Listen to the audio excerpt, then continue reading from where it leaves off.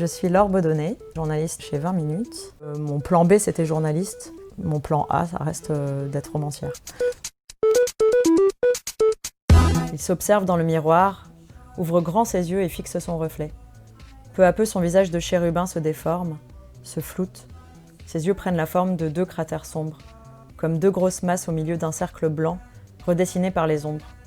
Un personnage émerge de ce cérémonial, une figure obscure, avec des cornes naissantes sur le haut du front.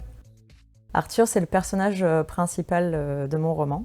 C'est un enfant qui tombe dans la perversion, qui devient potentiellement un tueur en série en grandissant. Il lui arrive de se regarder dans la glace pour vérifier. Comme un rituel un peu mystique, il palpe ses joues, tire dessus pour valider l'authenticité de son existence. Peut-être n'est-il qu'un fantasme, une entité errante que personne ne peut ni voir ni entendre.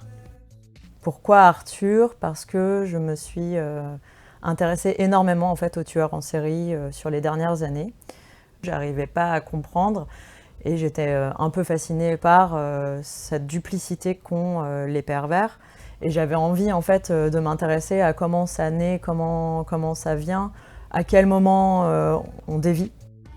Il n'a pas cligné des yeux depuis plusieurs minutes.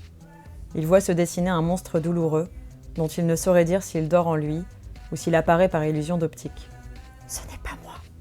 murmure-t-il, tout en continuant à tirer sur ses joues. Il tire tellement qu'elles se décollent comme deux élastiques, créant un floc au moment de lâcher. Mon Arthur est un enfant quand même qui commence à peu près normalement dans la vie et dont le destin en fait n'est pas scellé tout de suite. Et je pense que donner des espèces d'éléments de réponse sur comment naît la perversion, la maladie du psychopathe, peut-être que c'est ça que j'avais envie de lire. « Ce n'est pas moi !» répète-t-il pour se rassurer. Son vrai visage réapparaît, mais il ne lui ressemble pas. Trop beau, trop lisse.